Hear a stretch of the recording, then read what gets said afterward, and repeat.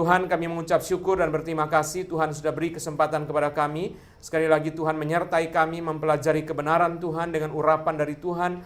Dan Roh Kudus memampukan kami untuk boleh memahami apa yang Tuhan mau kami pahami. Kami datang belajar untuk mencintai Tuhan dan untuk mencintai firman Tuhan dan melakukan firman Tuhan dalam hidup kami. Dalam nama Tuhan Yesus kami berdoa. Amin. Saudara sekalian, kita 3 hari ini akan mempelajari 3 pasal terakhir dari kitab Wahyu. 3 pasal yang terakhir dari kitab Wahyu itu pasal 20, 21, dan 22. Saudara sekalian, kita akan memulai pada hari ini dengan pasal yang ke-20 dan saya akan memberikan sedikit pengantar tentang kitab Wahyu. Saudara sekalian juga setelah streaming ini bisa mendengarkan pembahasan saya mengenai kitab Wahyu yang ada di dalam seri Keagungan Penderitaan. Hari terakhir dari seri Keagungan Penderitaan, saya sudah membahas tentang penderitaan dalam kitab Wahyu dan di situ ada beberapa pengantar pendek mengenai kitab Wahyu. Saya tidak mengulang yang ada di sana, tetapi saya akan moving forward, jalan terus untuk merenungkan akan apa yang akan kita bahas pada sore hari ini. Saudara sekalian, kita mempelajari firman Tuhan, tujuan utama kita untuk menghormati Tuhan dan mentaati firman Tuhan. Kita datang mempelajari firman Tuhan bukan saudara demi rasa ingin tahu kita. Greg Bale yang menulis tafsiran kitab Wahyu sangat tebal sekali mengatakan saudara satu istilah apocalyptic curiosity. Orang mempelajari doktrin akhir zaman, mempelajari kitab Wahyu seringkali didorong oleh rasa ingin tahu akhir zaman atau rasa ingin tahu apokaliptik. Kita datang saudara bukan rasa ingin tahu. Seperti kita mengenal lawan jenis, orang yang berbeda jenis kelamin, bukan rasa ingin tahu. Kita mengenal untuk mengasihi dia. Demikian pula kita mengenal firman Tuhan untuk mengasihi Tuhan, untuk mentaati firman Tuhan. Apalagi kitab Wahyu adalah kitab yang sangat-sangat meninggikan Tuhan, sangat-sangat meninggikan Kristus. Kitab Wahyu, saudara sekalian, berisi kemenangan Kristus dan gereja atas setan dan pengikutnya. Kitab Wahyu berisi saudara Kristus sebagai penguasa sejarah yang sudah ada, yang ada, dan yang akan datang. Alfa dan Omega, awal dan akhir. Kitab Wahyu juga saudara-saudara memperkenalkan Tuhan Yesus sebagai anak domba yang disembelih demi membeli umatnya dengan darahnya sendiri. Saudara, Kristus ditinggikan, dimuliakan. Allah ditinggikan, dimuliakan dalam kitab Wahyu. Itu sebabnya kitab ini sangat penting kita pelajari, saudara sekalian, untuk kita lakukan firman Tuhan. Saudara sekalian, Van Poitras menulis tafsiran yang pendek mengenai kitab Wahyu. Dia mengatakan kitab Wahyu bisa dimengerti. Bukan saja demikian, dia berkata kitab Wahyu ditulis untuk dimengerti. Kitab Wahyu bisa dimengerti. Kitab Wahyu ditulis untuk dimengerti. Itu sebabnya saudara, ini firman Tuhan diberi kepada Yohanes supaya Yohanes mengerti. Bukan sesuatu yang diberi kepada Yohanes supaya Yohanes tidak mengerti, saudara. Bukan. Ini bukan suatu misteri yang diberi kepada Yohanes kepada gereja mula-mula. Seperti contoh yang sering kali saya berikan, orang Kristen yang membaca kitab Wahyu, 7 gereja di Asia yang membaca kitab Wahyu, mereka berada dalam penganiayaan hebat. Dalam penderitaan yang begitu berat, maka firman Tuhan yang diberi kepada mereka, bukan saja mereka bisa mengerti, bahkan mereka diberkati, dihibur, dikuatkan, dan berbahagia dengan kitab ini. Itu sebabnya seluruh Alkitab, dari pasal kitab Kejadian pasal pertama sampai dengan kitab Yudas, surat Yudas sebelum Wahyu, sampai dengan kitab Wahyu, seluruh Alkitab, tidak ada satu kitab yang di awal dan di akhir dijanjikan berbahagialah orang yang membacanya. Nanti hari terakhir kita bahas pasal 22. Satu-satunya kitab yang menjanjikan orang yang baca akan berbahagia itu kitab Wahyu. Tuhan beritahu kepada Yohanes dan kepada gereja yang lagi menderita apa yang mereka mengerti. Kitab Wahyu ditulis untuk gereja yang sedang menderita supaya mereka dihibur dan dikuatkan ketika mereka seolah-olah kalah, terus-menerus ditindas, dianiaya oleh orang-orang fasik, oleh orang-orang durhaka. Maka saudara, Tuhan perlihatkan kepada mereka suatu fakta yang lain bahwa gereja sebenarnya bukan kalah, gereja itu menang. Dan saudara sekalian, itu sebabnya mereka mengerti, karena kitab ini ditulis untuk menghibur mereka, mereka mengerti. Coba saudara bayangkan kalau ada orang meninggal, lalu saudara sekalian, keluarga yang ditinggalkan datang mengadakan kebaktian penghiburan, pendeta yang datang berkhotbah, saudara, 30% bahasa Ibrani, 30% bahasa Yunani, 30% bahasa Latin, hanya 10% bahasa Indonesia. Dan ada satu yang mengerti. Bukan saja keluarga tidak dihibur, malah keluarga tambah menderita dengan khotbah seperti itu. Maka saudara, tidak mungkin saudara kitab Wahyu itu diberi kepada Yohanes sesuatu yang Yohanes tidak mengerti, kepada jemaat dari 7 gereja sesuatu yang tidak mereka mengerti. Semua penglihatan yang ada di dalam kitab Wahyu, semuanya mereka mengerti. Bukan mereka tidak mengerti, semuanya mereka mengerti. 7 gereja, jemaat, dan terutama Yohanes sendiri, dia mengerti saudara akan kitab ini. Kitab ini ditulis dengan tujuan menghibur orang percaya yang menderita. Kitab ini ditulis dengan dua tema dari kitab Wahyu, yaitu Kristus dan gereja menang atas setan dan pengikutnya. Tema pertama. Tema yang kedua, Kristus dan gereja menghakimi setan dan pengikutnya. Tema pertama, Kristus dan gereja menang atas setan dan pengikutnya. Tema yang kedua, Kristus dan gereja bukan saja menang tetapi menghakimi setan dan pengikutnya. Kalah dan dihakimi itu suatu hukuman Tuhan yang keras kepada setan dan pengikutnya. Karena bukan saja kalah, tapi kalah dan dihakimi. Seorang mencalonkan diri menjadi bupati, gubernur, wali kota, lalu akhirnya dalam pilkada dia kalah. Dia kalah, tidak apa-apa. Dia menjadi pengusaha, malah lebih kaya lagi dibandingkan dia jadi bupati. Atau bahkan dia mencalonkan diri langsung jadi gubernur. Tapi ini bukan, saudara. Setelah ikut pilkada, sudah kalah, ditangkap oleh KPK, masuk penjara. Bukan saja kalah, tapi juga dihukum. Itu sesuatu yang sangat-sangat keras, yaitu penghukuman Tuhan kepada setan dan pengikutnya. Saudara sekalian, bagaimana menafsirkan kitab Wahyu? Kita tidak punya banyak waktu untuk mempelajari satu persatu, saudara sekalian, semua detail-detail ini. Tetapi nanti saya akan masuk, saudara, kepada 9 proposisi yang diberikan oleh William Hendriksen. Dan sebelum masuk ke situ, saudara, saya harus menjelaskan. Dan terus-menerus setiap kali bicara Wahyu, saya harus bicara hal ini dengan contoh yang macam-macam dan contoh yang berbeda-beda. Dan sekarang saya beri lagi contoh yang lain, saudara, yaitu kitab Wahyu adalah kitab simbolis, bukan hurufiah. Memang ada bagian hurufiah dari kitab Wahyu, tapi penglihatan-penglihatan dalam kitab Wahyu itu adalah simbol-simbol, bukan hurufiah.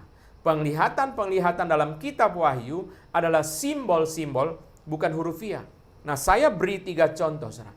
Contoh paling gampang, contoh paling sederhana. Mulai pasal keempat sampai dengan belakang, nama Tuhan Yesus yang paling sering disebut dalam kitab Wahyu adalah anak domba. Mulai pasal keempat sampai belakang, nama Tuhan Yesus yang paling sering diucapkan, dituliskan adalah anak domba. Lalu kita bertanya, anak domba yang ada di pasal keempat sampai dengan belakang, hurufiah atau simbolis? Anak domba, ya, pasal 5, saudara misalnya dibilang, saudara sekalian, ya, anak domba layak memperoleh segala kehormatan, mulia dan sebagainya. Lalu ini saudara, hurufiah atau simbolis? Saudara langsung mengatakan pasti simbolis, bukan hurufiah. Tidak mungkin yang kita puji itu anak domba beneran, bukan. Itu adalah Kristus, Tuhan kita Yesus Kristus yang disimbolkan dengan anak domba, saudara. Itu paling banyak muncul, saudara, nanti cari sendiri, saudara, dalam Wahyu, saudara, Yesus disebut sebagai anak domba. Loh, itu hurufiah atau simbolis? Itu simbolis, bukan hurufiah, saudara. Yesus berkali-kali disebut anak domba, bukan berarti saudara anak domba. Pasal 5 Yesus disebut sebagai singa dari suku Yehuda. Oh, ternyata suku Yehuda pelihara singa dan salah seekor singanya sangat luar biasa. Itulah yang dibicarakan dalam kitab Wahyu pasal 5. Lalu saudara di situ, itu simbolis atau hurufiah? Itu adalah simbolis, bukan hurufiah. Bukan benar-benar singa yang ada di dalam perkampungan suku Yehuda atau di kebun binatang suku Yehuda, bukan. Itu adalah simbol daripada Kristus, singa dari suku Yehuda. Nah, ini contoh yang pertama, saudara. Contoh yang kedua, mari kita buka pasal ke-7. Mari kita buka Wahyu pasal ke-7 untuk melihat saudara contoh huruf simbolis daripada Wahyu. Saudara sekalian, Wahyu pasal ke-7, saudara lihat di situ, saudara, Yohanes mencatat mengenai 12 suku Israel. 12 suku Israel yang dicatat di situ, saudara. Suku pertama yang dicatat di dalam Wahyu 7 adalah Yehuda, bukan Ruben. Bukankah anak sulung Israel adalah Ruben? Bukankah anak sulung Yakub adalah Ruben? Mengapa suku pertama yang dicatat bukan Ruben tetapi Yehuda? Karena singa dari suku Yehuda. Karena Kristus dari suku Yehuda, maka Yehuda dijadikan suku yang pertama. Suku yang pertama.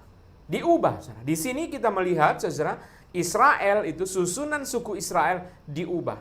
Kedua, ada yang ditambahkan. Pertama, ada yang diubah. Suku Ruben dipindahkan, bukan yang pertama, diganti dengan suku Yehuda yang pertama. Kedua, ada suku yang ditambahkan, yaitu suku suku Manasye. Manasye anaknya Yusuf, bukan anaknya Yakub. Manasye adalah cucu Yakub, adalah cucu Israel, bukan anak daripada Yakub, bukan anak daripada Israel, tapi Manasye ditambahkan. Oh, Manasye ganti Yusuf. Tidak, ada Yusuf, ada Manasye. Dua-dua. Berarti Yusuf masuk, Manasye masuk. Ini heran, saudara ya. Manasye bukan suku Israel, ditambahkan. Oke, kalau Manasye ditambahkan, Efraim harusnya juga ditambahkan. Efraim tidak ditambahkan. Hanya Manasye yang ditambahkan. Lalu kita bertanya lagi. Kalau Manasye ditambahkan, tapi sukunya tetap 12, berarti ada suku yang hilang. Suku apa yang hilang? Saudara jawab dalam hati saja. Suku Dan. Suku Dan hilang. Saudara, Ruben diubah, Yehuda dan Ruben diubah posisinya. Lalu saudara, Manasye ditambahkan, Efraim tidak ditambahkan, dan dihilangkan. Ini 4 yang terjadi. Yehuda dan Ruben diubah, Manasye ditambahkan, Efraim tidak ditambahkan, dan dihilangkan. Kenapa suku Dan dan suku Efraim dihilangkan? Karena saudara, suku Dan dan suku Efraim adalah lambang, simbol dari penyembah berhala. Perjanjian lama, saya sekali lagi saudara tidak ada waktu memeriksa satu persatu. Kalau saudara periksa satu persatu bisa sampai jam 11 malam. Saudara sekalian, saudara, suku Dan dan suku Efraim saudara merupakan lambang dari penyembah berhala sebagaimana dicatat dalam perjanjian lama. Itu sebabnya saudara, di sini dia mau dibilang, saudara, penglihatan ini mau mengatakan Israel ini bukan Israel jasmani. Israel ini bukan Israel jasmani. Karena Ruben bukan suku pertama, Yehuda menjadi suku pertama, Manasye ditambahkan dan dihilangkan, dan Efraim tidak ditambahkan. Saudara, ini bukan Israel jasmani, ini Israel rohani. Israel rohani adalah lambang daripada gereja. Israel rohani adalah lambang daripada gereja, saudara sekalian. Dan suku Dan dan suku Manasye, suku Efraim tidak ditambahkan sebagai lambang penyembah berhala. Saudara, apakah berarti huruf via bulat-bulat semua suku Dan, semua suku Efraim masuk neraka bulat-bulat? Tidak. Jangan lupa Yosua bin Nun, hamba Musa, berasal dari suku Efraim. Yosua bin Nun, hamba Musa, berasal dari suku Efraim. Tidak mungkin ada di antara saudara berkata, oh, Efraim tidak masuk sini, Efraim binasa semua, berarti Yosua juga binasa. Nanti saudara ketemu Yosua di sorga, saudara disuruh push up sama dia. Tidak bisa, saudara. Ini adalah simbol. Berarti saudara, 12 suku Israel yang ada di pasal ke-7 bukan bicara mengenai Israel jasmani, bicara mengenai Israel rohani, yaitu siapa, saudara? Lambang daripada gereja. Bukan bicara mengenai Israel jasmani. Ini Israel rohani, ini lambang daripada gereja. Maka ada yang diubah, ada yang ditambahkan, ada yang tidak ditambahkan, ada yang dihilangkan. Penglihatan yang dilihat oleh Yohanes adalah saudara, penglihatan tentang Israel rohani, yaitu gereja. Mari kita lihat lagi satu contoh lagi, saudara. Pasal ke-7 ayat 4. Wahyu 7 ayat 4. Dan aku mendengar jumlah mereka yang dimeteraikan itu 144.000 yang telah dimeteraikan dari semua suku keturunan Israel. 14 ayat 1. Mari kita buka Wahyu 14 ayat 1. Wahyu 14 ayat 1. Dan aku melihat sesungguhnya anak domba berdiri di bukit Sion dan bersama-sama dengan dia 144.000 orang, dan di dahi mereka tertulis namanya dan nama bapaknya. Ayat 3. Wahyu 14 ayat 3. Wahyu 14 ayat 3. Mereka menyanyikan suatu nyanyian baru di hadapan tahta dan di depan keempat makhluk dan tua-tua itu, dan tidak seorang pun yang dapat mempelajari nyanyian itu selain daripada 144.000 orang yang telah ditebus dari bumi itu. Yang ditebus dari bumi, yang berdiri bersama anak domba, yang di dahi tertulis nama anak domba dan nama Bapa. Siapa mereka? Gereja. Berapa jumlahnya? 144.000 orang. Hurufiah atau simbolis? Kalau yang masuk surga hanya 144.000, kita semua binasa, saudara. Saudara sekalian, tidak bisa, saudara. Ini adalah simbolis. 144.000 itu matematika wahyunya bagaimana, saudara? Matematika wahyunya adalah, saudara, 144.000 sama dengan 12.000 kali 12 suku. Menurut ada di situ, saudara baca sendiri ya. 12.000 kali 12 suku. Jadi, saudara dengar baik-baik kalimat di bawah ini. Di dalam kitab Wahyu tidak ada angka penting setelah 10 kecuali 12. Di dalam Wahyu tidak ada angka penting setelah 10 kecuali 12. Itu pun 12 adalah 3 kali 4. Saudara bilang 666 kan lebih dari 10. Jangan lupa itu 6 yang muncul 3 kali. Saya tidak bahas hari ini 666, saudara. Itu 6 yang muncul 3 kali. 12.000 kali 12 berarti 3 kali 4 kali 1000, 10 kali 3 kali 4. Berarti, saudara, angka yang muncul dalam 144.000 menurut matematika Wahyu cuma 3 angka. 3, 4, 10. 1000 itu 10 kali 10 kali 10. Berarti 10 pangkat 3. Juga 3 muncul lagi. Berarti, saudara, 144.000 terdiri hanya dari 3 angka. 3, 4, 10. 3 angka Tuhan, 4 angka ciptaan, 10 angka kegenapan. Apa artinya, saudara? 144.000 adalah jumlah yang genap dari umat Tuhan, dari ciptaan yang diselamatkan oleh Tuhan. Itu 144.000. Jumlah hurufiahnya berapa? Tidak tahu. Tidak ada satu orang pun yang tahu jumlah orang pilihan seluruhnya berapa. Tapi dilambangkan di sini dengan angka 144.000. Yaitu 144.000, 12.000 kali 12. Berarti 3 kali 4 kali 10, 10, 10. 3, 4, 10. 10-nya berapa kali? 3. Berarti 3 lagi. Tidak usah diomongin, saudara. Cuma 3 angka yang muncul. 3, 4, 10. Ini namanya matematika wahyu. Matematika wahyu, saudara. Saudara sekalian, maka 3 angka Tuhan, 4 angka manusia, 10 angka kegenapan. Di situ 144.000 adalah simbol dari angka, dari jumlah yang genap dari umat manusia yang diselamatkan oleh Tuhan. Oke, kita pindah kepada 9 proposisi kitab Wahyu.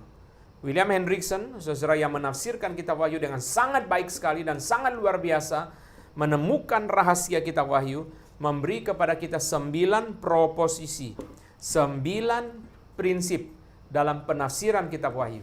9 prinsip dalam penafsiran kitab Wahyu. Pertama, proposisi yang pertama. Prinsip yang pertama, kitab Wahyu terdiri dari 7 seksi. 7 seksi, semuanya paralel mencakup, saudara sekalian, suatu era baru dari kedatangan pertama sampai dengan kedatangan kedua. 7 seksi. 1 sampai 3, 4 sampai 7, 8 sampai 11, 12 sampai 14, 15 sampai 16, 17 sampai 19, 20 sampai 22 yang kita bahas hari ini. Ini seksi ke-7. 1 sampai 3, 4 sampai 7, 8 sampai 11, 12 sampai 14, 15 sampai 16, 17 sampai 19, 20 sampai 22. 7 bagian ini paralel, saudara. Maka susunnya bukan begini, saudara. Bukan begini susunnya. Susunnya itu secara paralel. Setiap bagian bicaranya sama. Bicara 2 tema yang tadi kita sudah bicara di depan. 2 temanya dibicarakan sama. Dan bicaranya secara periode waktunya sama. Dari kedatangan yang pertama sampai kedatangan yang kedua. Sama, saudara. Dari kedatangan pertama sampai kedatangan kedua. Saudara, 7 periode ini, saudara. Setiap kali dia bicara mulai dari kedatangan pertama sampai kedatangan kedua. Dia pindah ke section berikutnya. Mulai lagi dari kedatangan pertama sampai kedatangan kedua. Terus. Maka tidak heran, saudara. Pasal 19 sudah bicara kedatangan kedua. Pasal 20 balik lagi ke kedatangan pertama. Baru sampai pasal 22 bicara kedatangan kedua. Ini proposisi pertama. Kitab Wahyu terdiri dari 7 seksi, paralel, mencakup era dari kedatangan pertama sampai kedatangan kedua. Proposisi kedua. 7 seksi dibagi menjadi 2 bagian, 1 sampai 11, 12 sampai dengan terakhir. 2 bagian, gampang bedanya, saudara. 1 sampai 11, 12 sampai terakhir. Saudara sekalian, menyatakan saudara suatu perkembangan kedalaman atau intensitas konflik rohani. Intinya apa, saudara? Konflik rohani. Konflik rohani, saudara sekalian, mulai dengan gereja dianiaya, itu yang kelihatan di depan mata, sampai saudara dengan dia buka yang tidak kelihatan di depan mata, yaitu perang antara Kristus dan setan. Dan pemenangnya siapa? Kristus. Itu kitab Wahyu. 2 seksi, pasal 1 sampai dengan 11, bicara saudara tentang perkembangan kedalaman atau intensitas dari konflik rohani. 1 sampai 11, 12 sampai 22, 2 bagian. Mulai dari gereja dianiaya oleh dunia, saudara, sampai dengan bagian yang lebih tidak kelihatan, lebih mendalam, yaitu konflik Kristus dengan setan, di mana Kristus tampil sebagai pemenang. Mikael mengalahkan setan dan banyak penglihatan yang dilihat oleh Yohanes. 3. Yang ketiga, saudara. Prinsip ketiga dalam menafsirkan kitab Wahyu menurut William Hendriksen. Kitab ini satu, saudara. Satu, saudara sekalian. Dan diperlihatkan saudara secara progresif. Progresif. Progresif itu saudara artinya apa? Kitab ini satu dan progresif. Dari bagian pertama sampai bagian ke-7. Semakin lama saudara semakin jelas kedua tema itu diperlihatkan. Penghakiman dan kemenangan. Kristus menang, Kristus dan gereja menang atas setan dan pengikutnya. Kristus dan gereja menghakimi setan dan pengikutnya. Kedua tema ini sudah diperkenalkan terus makin lama semakin jelas dan semakin keras. Itu namanya progresif. Maka sistem kitab Wahyu adalah saudara namanya, sistem yang dipakai dalam kitab Wahyu namanya progresif, paralelisme progresif. Sistem yang dipakai dalam kitab Wahyu namanya saudara paralelisme progresif. Poin keempat, prinsip keempat dalam penafsiran kitab Wahyu. Karena progresif, saudara, semakin lama semakin menuju kepada klimaks. Sampai saudara dari bagian depan dia sudah bicara penghakiman terakhir. Sampai bagian ke-7 saudara penghakiman terakhir dibicarakan dengan terang benderang. Sebagaimana yang akan kita lihat 3 hari ini, saudara. Pasal pertama ayat 7 kita sudah bahas dalam, saudara dengar pengantar saya mengenai penderitaan dalam kitab Wahyu, saudara. Itu saudara saya bahas juga di situ. Penghakiman sudah diperkenalkan. Tapi lama-lama makin keras, makin jelas. Kristus makin keras menangnya, penghakimannya makin keras, dan makin jelas tema itu diberitakan. Poin kelima. Prinsip kelima dalam penafsiran kitab Wahyu menurut William Hendriksen, yang kelima. Kitab ini terdiri dari lukisan-lukisan yang bergerak. Yang bergerak, saudara sekalian. Maka detail-detail daripada lukisan ini harus dipahami, ditafsirkan menurut prinsip sentralnya. Temanya apa? Ya, itu yang dipakai untuk menafsirkan detail. Kesalahan orang menafsirkan kitab Wahyu adalah belum apa-apa langsung 666 itu siapa? Apa artinya 666? Virus corona? Langsung ke situ, saudara. Dia nggak mau, saudara, mempelajari dulu. Gambar itu apa sih? Gambar itu apa sih? Gambar itu saudara kalau menafsirkan gambar. Karena ini saudara, kitab ini saudara William Hendriksen bilang, ini lukisan-lukisan yang bergerak. Kata dia. Bahasa sekarang, zaman William Hendriksen tidak ada slideshow. Tapi bahasa sekarang ini slideshow, saudara. Setiap gambar itu saudara sekalian, harus ditafsirkan menurut ide utama. Contoh, gambar gedung. Gambar gedung harus ditafsirkan menurut apa, saudara? Gedung ini gedung apa? Baru saudara tafsirkan, ruangan itu ruangan apa? Saudara tidak bisa datang, saudara mengatakan ruangan yang di pojok itu ruangan gubernur. Tidak bisa. Kenapa? Karena gedung ini seluruhnya adalah gedung gereja. Saudara tidak bisa mengatakan ruangan itu adalah ruangan sidang utama. Karena ini bukan gedung pengadilan. Ini gedung gereja. Berarti gambar itu mempengaruhi arti daripada detail. Tema gambar mempengaruhi arti detail. Saudara sekalian, kitab Wahyu ini slideshow. Kalau saudara buka slideshow di komputer saudara atau di HP saudara, gambar itu bisa tabrak satu sama lain. Dari cerita makan-makan, tiba-tiba gambar jenazah, lalu saudara nanti gambar lagi orang nikah, tiba-tiba muncul lagi saudara gambar bayi. Loh, dari mati, kawin, bayi. Mestinya kan urutan yang benar, saudara kawin, bayi, atau dari bayi, kawin, baru mati, saudara. Atau saudara urutan lain, dia nikah dulu, punya bayi, saudara, kemudian orang tuanya mati. Tapi ini saudara, mati dulu. Apa maksudnya? Bingung kita, saudara. Karena slideshow yang tidak disusun, saudara, tidak dimaksudkan sebagai suatu urutan serial, disusun secara paralel. Ini prinsip kelima. Prinsip keenam. Prinsip keenam, bagaimana menafsirkan wahyu, saudara? Prinsip keenam. Kitab Wahyu tidak pernah bicara suatu peristiwa historis manapun. Kitab Wahyu tidak pernah bicara, saudara, menunjuk kepada peristiwa khusus, detail sejarah manapun. Dia nggak bicara pesawat yang jatuh, nggak bicara tsunami Aceh, nggak bicara virus corona, nggak bicara flu Spanyol, nggak bicara Black Death, enggak. Kitab Wahyu bicara prinsip peristiwa. Saudara bisa dengar pembahasan penderitaan dari kitab Wahyu, saya bahas 5 meterai. Dia tidak bicara, saudara, kapan krisis ekonomi yang dialami oleh orang percaya. Tapi dia bicara prinsip peristiwa. Prinsip peristiwa apa? Orang percaya pun akan mengalami krisis ekonomi. Tetapi Tuhan pelihara. Saudara dengar itu di dalam pembahasan kitab Wahyu di dalam keagungan penderitaan. Seri yang pertama. Dia tidak bicara, saudara, tentang krisis ekonomi kapan. Dia tidak bicara tentang kematian massal itu kapan terjadi. Atau apa penyebabnya. Tapi dia bicara bahwa ada yang namanya kematian massal, dan kematian massal itu terjadi dari kedatangan pertama sampai kedatangan kedua, dari kedatangan pertama sampai kedatangan kedua, dan orang percaya juga ngalami. Tapi dia nggak bicara kematian massal itu karena gempa bumi, atau karena saudara flu babi, atau karena flu apa, saudara, dia nggak bicara itu. Prinsip peristiwa. Ketujuh. Saudara, kitab Wahyu berakar di dalam peristiwa dan keadaan pada masanya.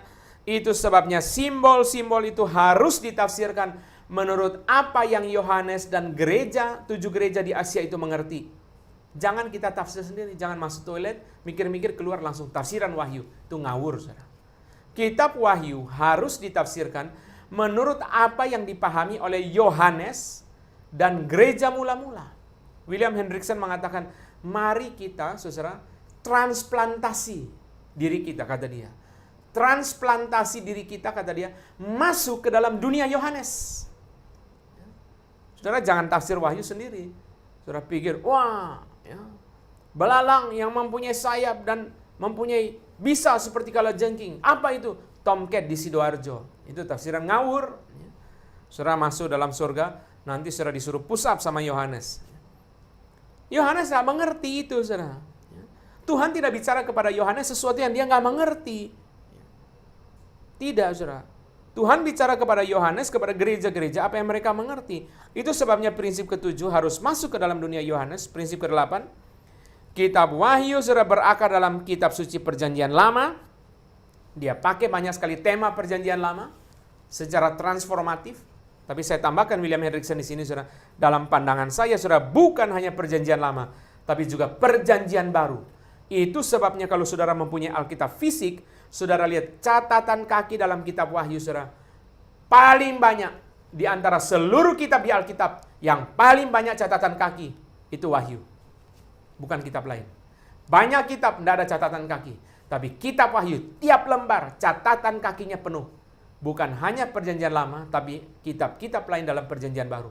Maka boleh dibilang, saudara, untuk memahami kitab Wahyu, kita harus mempelajari, harus membiasakan, saudara, seluruh kitab dari Kejadian sampai Yudas. Prinsip ke-8, prinsip ke-9, terakhir, saudara. Kitab Wahyu berakar dalam pikiran pewahyuan Allah. Inilah, saudara, Allah yang berbicara melalui penglihatan. Kristus adalah pengarang yang sebenarnya. Yohanes mendikte. Kitab Wahyu ditulis dengan cara berbeda dibandingkan dengan Injil Yohanes maupun dengan surat-surat Yohanes. Karena Wahyu ditulis, saudara, dengan dikte. Surat Yohanes dan Injil Yohanes ditulis menurut pimpinan Roh Kudus kepada pergumulan Yohanes. Tapi kitab Wahyu lain.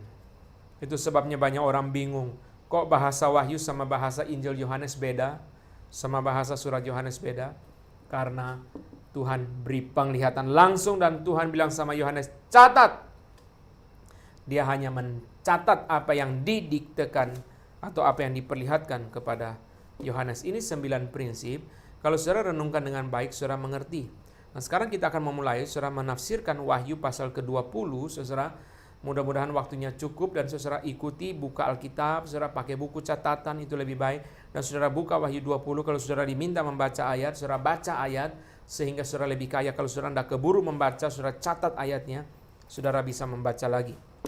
Mari kita membaca Wahyu 20, ayat pertama sampai 3. Kita bagi, saudara sekalian, Wahyu 20 ini menjadi 4 bagian. Tidak semua bagian dibahas sama panjang, tapi kita akan mulai bagian demi bagian. Wahyu pasal ke-20. Ayat 1 sampai 3. Lalu aku melihat seorang malaikat turun dari sorga memegang anak kunci jurang maut dan suatu rantai besar di tangannya. Ia menangkap naga, si ular tua itu, yaitu iblis dan setan, dan ia mengikatnya 1000 tahun lamanya. Lalu melemparkannya ke dalam jurang maut dan menutup jurang maut itu dengan memeteraikannya di atasnya, supaya ia jangan lagi menyesatkan bangsa-bangsa sebelum berakhir masa 1000 tahun itu. Kemudian daripada itu ia akan dilepaskan untuk sedikit waktu lamanya. Ini penglihatan seperti kita bahas. Ini simbol yang harus kita telusuri maknanya. Kita mulai narasinya begini, saudara. Di dalam perjanjian lama, hanya sedikit bangsa-bangsa lain yang mengenal Tuhan. Hanya sedikit bangsa lain, ada Niniwe sedikit, ada Rut dari Moab sedikit, hanya sedikit bangsa lain yang mengenal Tuhan. Kebanyakan umat Tuhan terdiri atas orang Israel di perjanjian lama. Kenapa? Karena Tuhan biarkan setan menyesatkan bangsa-bangsa, sehingga saudara mereka lebih tertutup kepada firman Tuhan. Mari kita buka Kisah Rasul 14 ayat 16. Ya. Memang bagus kalau saudara bisa mempunyai 2 Alkitab, saudara. Itu lebih bagus, saudara, karena saudara bisa satu wahyunya jangan ditutup, satu lagi saudara sekalian Kisah Rasul 14. Atau saudara pakai pembatas, kalau pakai Alkitab fisik bisa gampang bukanya. Kisah Rasul 14 ayat 16. Mari kita buka. Dalam zaman yang lampau, Allah membiarkan semua bangsa menuruti jalannya masing-masing. Kisah Rasul 14 ayat 16. Dalam zaman yang lampau, zaman perjanjian lama, Allah membiarkan semua bangsa menuruti jalannya masing-masing, dan mau ikut Tuhan mereka. Maka saudara sekalian, dalam perjanjian lama itu orang-orang tertutup kepada Injil, dibutakan saudara sekalian, sehingga sedikit orang yang mengenal Tuhan. Kita lihat satu indikasi lagi. Dalam perjanjian lama tidak pernah dicatat pengusiran setan. Kenapa tidak pernah dicatat pengusiran setan? Tengking-tengking, gak ada, saudara. Karena saudara sekalian, belum bisa pengusir setan. Orang kerasukan di perjanjian lama bukan gak ada, tapi tidak bisa diusir. Ada satu kasus pengecualian, yaitu kasus roh jahat menghinggapi Saul, dan diusir saudara oleh Daud main kecapi. Itu bukan pengusiran setan seperti di perjanjian baru. Kenapa di perjanjian baru? Sejak permulaan, saudara kalau baca Markus baru pasal pertama, sudah dicatat begitu banyak pengusiran setan. Heran, di perjanjian lama nggak ada pengusiran setan. Di perjanjian lama, bangsa-bangsa lain yang percaya firman Tuhan sedikit. Di perjanjian lama, bangsa-bangsa lain tertutup kepada firman. Di perjanjian lama, bangsa-bangsa lain, saudara sekalian juga saudara, orang kerasukan setan tidak mengalami pengusiran kerasukan setan seperti di dalam perjanjian baru. Kenapa begitu? Karena Tuhan masih membiarkan setan merajalela di dalam perjanjian lama, dan setan belum dibatasi kekuasaannya. Saudara perhatikan, selama zaman perjanjian lama, setan belum dibatasi kekuasaannya. Masih dibiarkan, orang kerasukan tidak bisa diusir. Orang, saudara sekalian, itu bangsa-bangsa lain belum percaya kepada Tuhan. Sampai perjanjian baru ada perubahan. Perubahan dimulai dari mana? Perubahan dalam perjanjian baru dimulai daripada peristiwa pencobaan, dan saudara kita tidak usah baca lagi peristiwa ini, baik Matius 4 ataupun Lukas 4, karena cerita ini sudah populer. Dalam peristiwa pencobaan, Yesus dicobai selama 40 hari. Apakah Yesus dicobai hanya 3 kali? Atau 3 tema itu diulang-ulang? Ada penafsir-penafsir mengatakan, saudara sekalian, 40 days being tempted by the devil. 40 days being tempted by the devil, itu berarti 40 hari terus-menerus dicobai oleh setan. Bukan hanya 3 pencobaan, mungkin saja 3 pencobaan itu diulang-ulang, tapi bisa juga 3 pencobaan itu, saudara sekalian, lebih dari 3 itu. John Piper mengatakan, 3 pencobaan itu adalah yang diambil, dicatat yang paling keras, mewakili semua pencobaan yang dialami oleh Yesus. Yang paling keras yang dicatat. Tuhan Yesus menang atas pencobaan itu. Bukan saja menang atas pencobaan itu, tapi pertama kali muncul kalimat, saudara, "Enyalah iblis." Pertama kali dalam perjanjian baru, dalam pencobaan, Yesus berkata kepada setan, "Enyalah iblis." Belum pernah muncul kalimat itu. Nanti muncul lagi, saudara, berkata kepada Petrus, yang sudah dibahas dalam bagian yang lain, saudara sekalian, "Enyalah iblis." Yesus menang atas pencobaan. Yesus mengalahkan setan di dalam pencobaan di padang gurun. Dia menang, dan bukan hanya menang, saudara, dia mengusir setan dengan berkata, "Enyalah iblis." Sejak peristiwa pencobaan dan terus-menerus akan terjadi bahwa, saudara sekalian, Tuhan Yesus itu menang atas pencobaan, mengusir setan, dan bukan hanya Tuhan Yesus mengusir setan, Tuhan Yesus juga memberi kuasa kepada murid-murid untuk mengusir setan. Mari kita buka Matius 12. Matius 12. Mari kita masuk lihat lebih jelas. Matius pasal yang ke-12. Matius 12. Ayat 22 sampai dengan ayat yang ke-37. Matius 12 ayat 22 sampai ke-37. Konteksnya di ayat 22, Tuhan Yesus menyembuhkan orang yang kerasukan setan. Dia kerasukan setan sampai buta bisu, ya, sehingga orang itu bisa melihat dan berkata-kata. Ayat 22. Ketika Yesus menyembuhkan orang yang kerasukan setan sampai orang itu bisa melihat dan bisa berkata-kata, banyak orang berkata, agaknya ia ini anak Daud. Berarti mereka mulai tahu ini Mesias. Karena orang buta sulit disembuhkan. Dalam tradisi orang Yahudi ada beberapa mujizat yang sulit dilakukan oleh manusia. Harus by the hands of God itself. Harus tangan Tuhan sendiri. Manusia tidak bisa. Ayat 23, ayat 22 Yesus menyembuhkan orang kerasukan setan. Ayat 23 mereka mulai beritahu ini Mesias. Karena anak Daud itu berarti Mesias. Ini Mesias. Orang Farisi langsung berkata di ayat 24, Matius 12 ayat 24, Matius 12 ayat 24, orang Farisi langsung berkata, dengan Beelzebul, penghulu setan, ia mengusir setan. Orang Farisi mulai curiga. Kenapa? Karena pengusiran setan adalah praktek baru dalam perjanjian baru. Tidak ada di perjanjian lama. Mereka nggak memahami, saudara. Adalah praktek baru. Maka saudara sekalian, kemudian orang Farisi harus berkata, entah dia itu pakai kuasa Roh Kudus berarti dia Mesias, atau dia pakai kuasa setan. Kalau dia pakai kuasa Roh Kudus berarti dia Mesias. Orang Farisi tidak mau menerima dia Mesias. Tidak mau menerima Tuhan Yesus Mesias.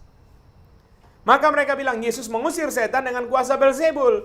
Sekarang Yesus mulai menyelesaikan persoalan mereka dengan membuka jalan pikiran dengan akal sehat. Farisi, kira-kira Yesus ngomong ya. Kalau iblis mengusir iblis, ayat 26, dia pecah. Kan dia lawan dirinya sendiri. Sebuah rumah tangga, sebuah kerajaan, sebuah kota akan pecah kalau mereka bertentangan dalam dirinya sendiri. Tidak bisa. Itu ayat 26. Ayat 28, deklarasi. Matius 12 ayat 28. Tetapi jika aku mengusir setan dengan kuasa Roh Allah, maka sesungguhnya kerajaan Allah sudah datang kepadamu. Deklarasi, saudara. Jika aku mengusir setan dengan kuasa Roh Allah, maka sesungguhnya kerajaan Allah sudah datang kepadamu. Saudara lihat ya. Jelas, Yesus mengusir setan dengan kuasa Roh Allah. Dan ini berarti, saudara, kerajaan Allah sudah tiba dalam diri Yesus. The kingdom of God, saudara, has come in the person of Christ. The kerajaan Allah sudah datang dalam diri Yesus. Ayat 29. Metafora yang dipakai. Ya. Tuhan Yesus memakai metafora perampok, ayat 29. Atau bagaimanakah orang dapat memasuki rumah seorang yang kuat dan merampas harta bendanya apabila tidak diikatnya dahulu orang kuat itu, sesudah diikatnya barulah dapat ia merampok rumah itu. Sekarang kita pakai ya gambaran yang sederhana supaya kita mengerti perumpamaan ini. Tuan rumah adalah setan. Barang-barang adalah orang yang kerasukan. Setan memiliki orang yang kerasukan. Tuan rumah adalah setan. Barang-barang adalah orang yang kerasukan. Yesus bilang sama mereka, saya bisa melepaskan orang-orang yang kerasukan itu karena pertama-tama saya ikat dulu setannya. Saya bisa melepaskan orang yang kerasukan itu karena pertama-tama saya ikat dulu setannya. Saya bisa ambil barangnya karena pertama-tama saya itu ikat tuannya. Itu kira-kira saudara metafora yang dipakai saudara ya. Metafora ini adalah metafora perampok saudara ya. Tuhan Yesus bukan mengatakan dirinya perampok, bukan saudara. Tuhan Yesus mau mengatakan dirinya merampas orang yang kerasukan dari tangan setan. Setan mau nggak orang yang kerasukan itu dilepaskan? Setan tidak mau. Setan malah mau semakin banyak orang dikuasai oleh dia kok. Maka metafora perampok ini untuk menggambarkan tindakan rampas. Yesus merampas orang yang kerasukan dari tangan setan dengan cara apa? Setan diikat dulu. Sebagaimana seorang perampok merampas barang-barang dari tuan rumah. Sebelumnya tuan rumah diikat dulu baru barang-barang itu bisa diambil. Demikian pula saudara sekalian Tuhan Yesus merampas orang yang kerasukan itu dari setan. Sebelumnya setan diikat lebih dulu. Jadi metafora perampok ini dipakai dalam rangka apa? Dalam rangka menekankan poin merampas. Merampas. Ya, itu metafora ini dipakai saudara. Ini perumpamaan. Nah maka saudara sekalian, Tuhan Yesus mengikat setan. Atau setan itu diikat. Setan itu dibatasi kekuasaannya. Terjadi di mana saudara? Itulah yang dibicarakan dalam Wahyu 20 ayat yang pertama sampai ketiga. Aku melihat seorang malaikat turun dari sorga, memegang anak kunci jurang maut dan suatu rantai besar di tangannya. Ia menangkap naga si ular tua itu. Jadi yang ikat siapa? Saudara, di dalam Wahyu 20 dibilang malaikat. Saudara sekalian, bisa saja Tuhan Yesus sebagai saudara penguasa itu mengutus malaikat untuk mengikat. Tapi yang pasti saudara, setan diikat. Ayat 20, pasal Wahyu 20 ayat 2, ia menangkap naga si ular tua itu, yaitu iblis dan setan, dan ia mengikatnya 1000 tahun lamanya. Lalu melemparkannya ke dalam jurang maut, menutup jurang maut itu, memeteraikannya supaya ia jangan lagi menyesatkan bangsa-bangsa sebelum berakhir masa 1000 tahun itu. Kemudian ia akan dilepaskan untuk sedikit waktu lamanya. Setan dibatasi kekuasaannya. Kapan terjadi setan dibatasi kekuasaannya? Kedatangan pertama. Kedatangan pertama Tuhan Yesus, setan dibatasi kekuasaannya. Nanti belum selesai cerita ini. Kita lanjutkan Lukas 10 ayat 18. Mari kita lihat lagi saudara. Tadi penjelasan mengenai orang yang kerasukan. Kenapa orang kerasukan bisa dibebaskan oleh Yesus? Di perjanjian lama nggak ada. Karena Yesus sudah membatasi kekuasaan setan. Sehingga sekarang orang yang kerasukan itu bisa diambil. Istilah mengikat yang muncul di Matius 12 dan yang muncul di dalam kitab Wahyu 20 sama. Bahasa Yunaninya deo. D-E-O, itu akar katanya sama saudara. Meskipun istilah yang dipakai saudara dese dan edesen bahasa Yunaninya, tapi akar katanya sama deo. Deo artinya mengikat. Ikat saudara, yang muncul di Matius 12, yang muncul di Wahyu 20 sama katanya.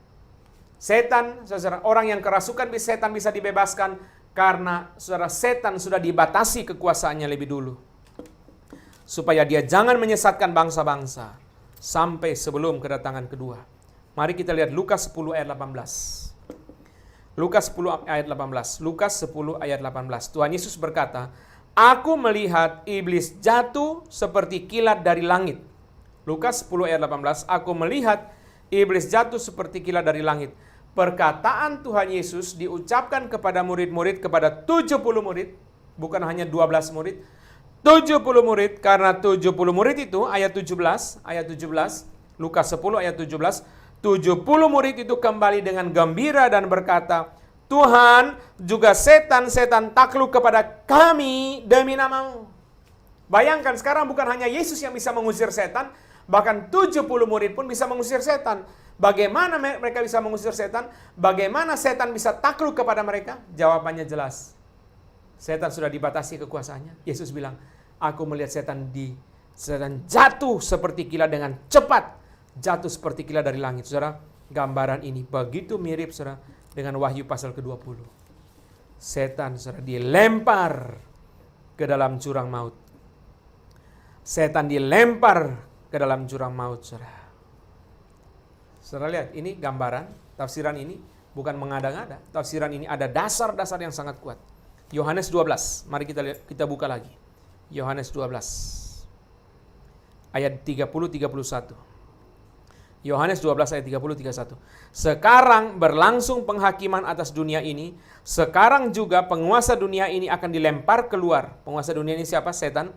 Aku apabila aku ditinggikan dari bumi, aku akan menarik semua orang kepadaku, datang kepadaku. Yesus ditinggikan di kayu salib, kebangkitan, kenaikan, semua orang dibawa kepada Kristus, termasuk bangsa-bangsa lain. Kenapa bisa terjadi bangsa-bangsa lain percaya kepada Tuhan Yesus? Karena setan sudah dibatasi kekuasaannya, supaya ia jangan menyesatkan bangsa-bangsa. Tadi kita sudah baca, supaya ia jangan lagi menyesatkan bangsa-bangsa sebelum berakhir masa 1000 tahun itu. Sebelum berakhir masa 1000 tahun itu. Kapan 1000 tahun itu? Nanti kita belum sampai, saudara. Nah, saya tidak mau baca terus lagi, saudara, masih ada beberapa ayat lagi dalam perjanjian baru, saudara, termasuk 2 Tesalonika pasal kedua yang sudah kita bahas dalam tanda-tanda akhir zaman, bahwa setan itu dibatasi kekuasaannya, sehingga sekarang, saudara, Injil bisa diberitakan kepada bangsa-bangsa, ada bangsa-bangsa lain bisa percaya kepada Tuhan Yesus, dan ada orang yang kerasukan bisa dilepaskan dari kerasukan setan. Kenapa? Karena setan sudah dibatasi kekuasaannya. Itulah yang dibicarakan di dalam Wahyu 20 ayat 1-3. Kapan setan dibatasi kekuasaannya? Pada kedatangan Tuhan Yesus yang pertama kali. Sampai kapan? Wahyu 20 ayat 3. Sampai kapan? Sampai sebelum berakhir masa 1000 tahun itu. 1000 artinya apa, saudara? 1000 adalah simbol. Bukan hurufiah 1000 tahun. Bukan hurufiah 1000 tahun, saudara. Kalau hurufiah 1000 tahun kurang. Dari kedatangan pertama sampai kedatangan kedua. Sekarang saja sudah 2000. Kalau hurufiah kurang, saudara. 1000 tahun ini apa? Bukan hurufiah. 1000 matematika Wahyu, 10 kali 10 kali 10. 10 pangkat 3. Berarti angkanya berapa? Angka 10, angka 3. 10 genap, 3 Tuhan. 1000 tahun berarti waktu yang genap yang ditetapkan oleh Tuhan. Itu artinya simbol 1000. Setan dibatasi kekuasaannya sampai hampir berakhir masa 1000 tahun itu. Wahyu 20 ayat 3. Kapan, saudara? Dia dibatasi kekuasaannya, dia ditahan sampai hampir berakhir masa 1000 tahun itu. Berarti apa, saudara? Sebelum kedatangan Yesus kedua kali, dia akan dilepas. Sebelum kedatangan Yesus kedua kali, dia akan dilepaskan untuk sedikit waktu lamanya. Mari kita buka 2 Tesalonika 2. 2 Tesalonika 2. 2 Tesalonika 2 ayat 6, 7, 8. 2 Tesalonika 2 ayat 6, 7, 8.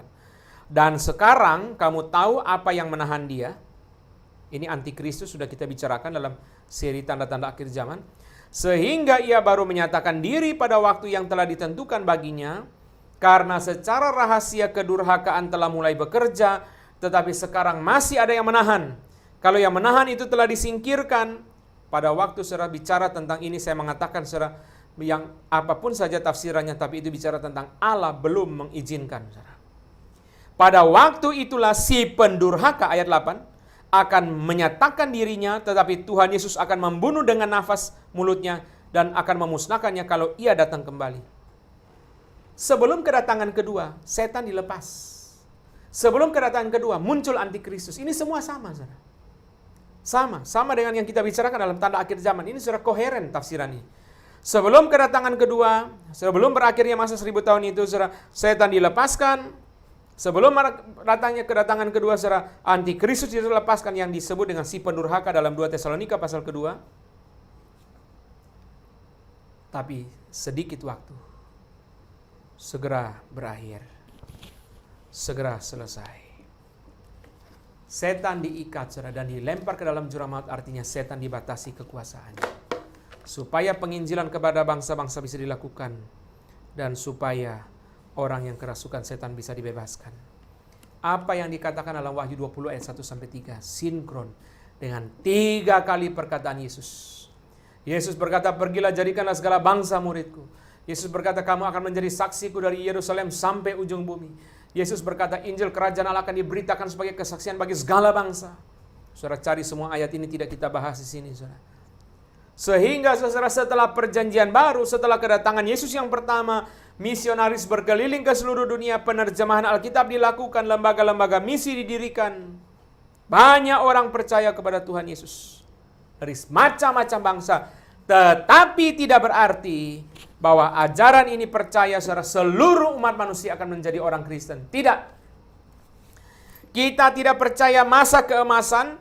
Kita tidak percaya saudara semua bangsa akan menerima Tuhan Yesus. Dalam khotbah tanda-tanda akhir zaman saya sudah bicarakan, saudara, tanda-tanda buruk akan makin meningkat, tanda-tanda baik akan makin menurun. Injil diberitakan kepada segala bangsa, betul. Tapi kita sudah bicara dalam khotbah itu, saudara. Tidak berarti semua orang, segala suku bangsa percaya Tuhan Yesus. Tidak, saudara.